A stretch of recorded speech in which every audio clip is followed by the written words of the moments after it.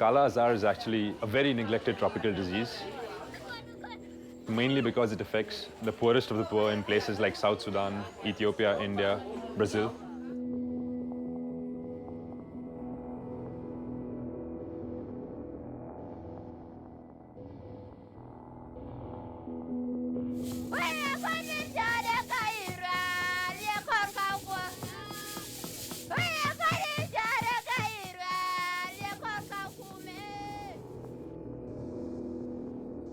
We only have a few tools in a box with which to fight this disease.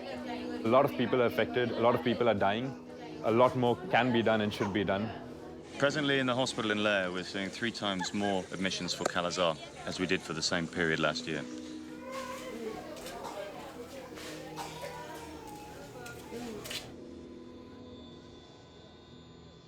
We have an incredibly dispersed population in what is essentially an endemic area for Kala Azar.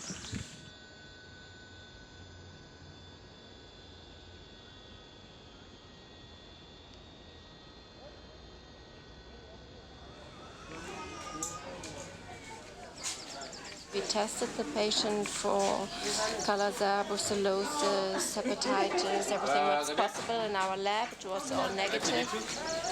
The child was getting sicker and sicker, so we tested for Kala Azar again, and that's the second time it became positive. The rapid test is not reliable.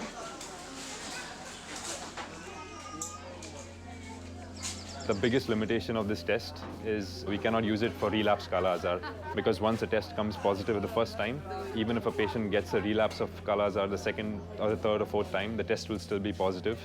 What we then have to do is a lot of lymph node aspirations. Even though the lymph node aspiration may be negative, a patient may still have Kala Azar.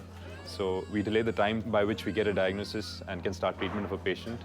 We sometimes also have to do splenic aspirations. Even though splenic aspiration is better, because the sensitivity is higher, it's more dangerous and requires more skilled staff, which is not easy to get in a place like this.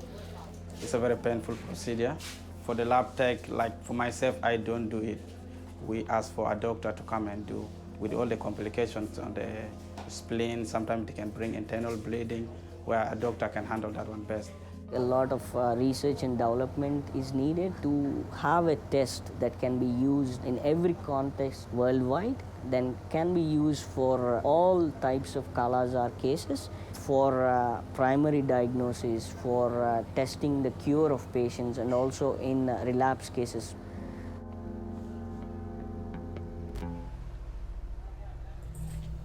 So if tests like this actually come to the field soon and can help detect relapse Kala Azar, I think a lot of patients would benefit a lot.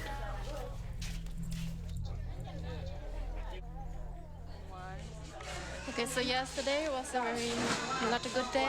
We lost 3 Kala Azar patients here in the ward. It's not always nice for them to be here.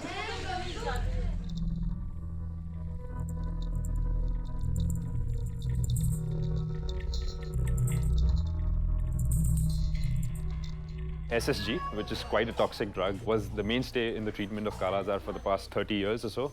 A lot of patients on SSG were dying not because of Kala Azar, but because of the SSG toxicity itself. Currently, we are using a combination therapy of drugs with SSG and paromomycin, which are giving us very good results.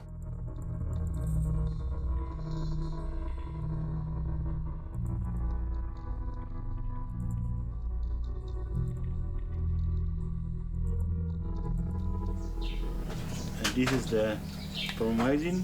This one makes the injection shorter, 17 days. Last time we are getting 30 days because we are only getting one drug.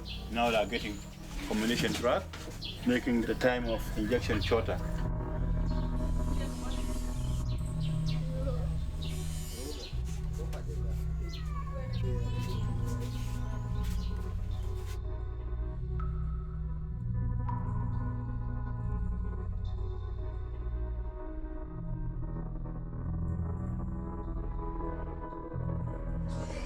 Ambazome is a good medication. It is safer to be used. Also, it has got less side effect. But on the other hand, we could not give it to everybody because it has to be used in hospital. It needs skill. And also, it is very, very expensive.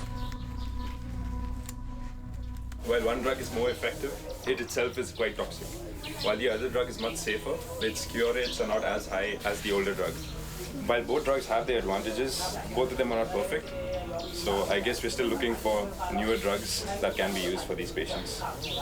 If people who are making medication can make it available, not expensive, and the way it can be used can be simple to any ordinary medical staff, that would be very nice.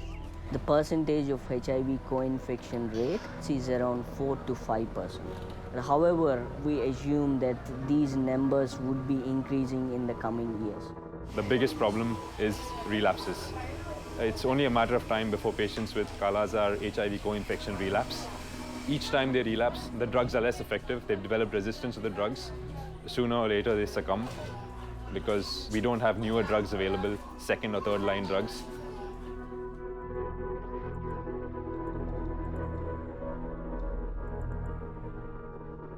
In a place like this, anybody could have Kala-Azar.